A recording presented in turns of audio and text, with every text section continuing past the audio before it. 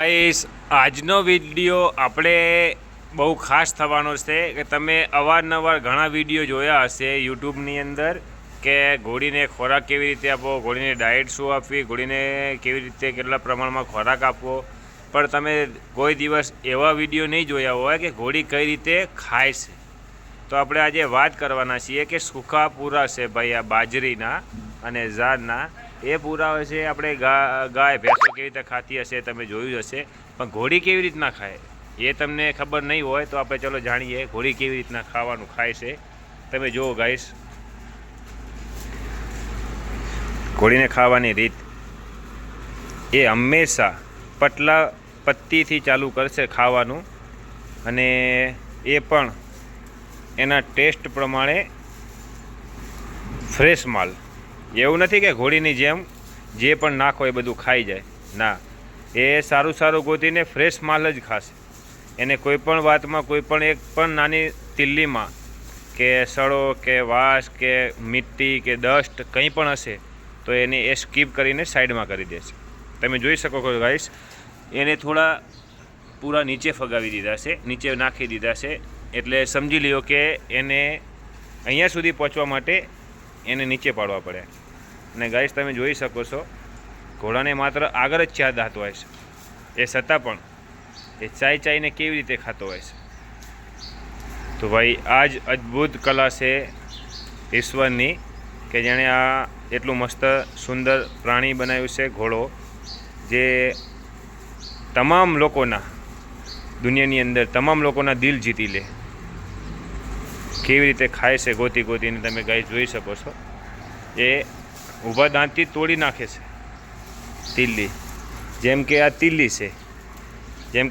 છે, અહીંયાથી મોઢામાં પકડ્યું, આમ ખાતું અને પછી દાંત છે ઉપરના નીચેના 2 દાંત રાખીને આમ ડોકો ભાગી નાખશે અને બટકું ભરી અને તોડી નાખશે. આમ આપણે જો કે હાથથી નથી તૂટી શકતું, પણ એ ઘોડીના દાંતથી એ તોડી નાખે છે.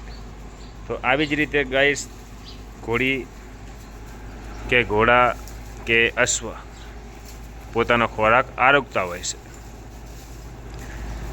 જ્યાં સુધી આખી ભારીની અંદર જ્યાં સુધી પટલી તિલ્લી હશે કે પાંખડા હશે ત્યાં સુધી એ બધું જ ફીંદીને ગોતીને પટલી પન્નીઓ ખાઈ જશે, અને આગળના જાડા ડોકા કે જાડી તિલ્લી કે એ રહેવા દેતા હોય છે. તો આવી જ રીતેના વિડીયો તમામ જે પણ લોકોને મજા આવે છે જોવાની, અને કંઈક અવનવું જાણવું છે અશ્વ કે પશુ કે પક્ષીઓ વિશે, તો ભાઈ આપણી ચેનલને સબસ્ક્રાઈબ કરી દેજો અને વિડીયોને લાઈક કરી દેજો.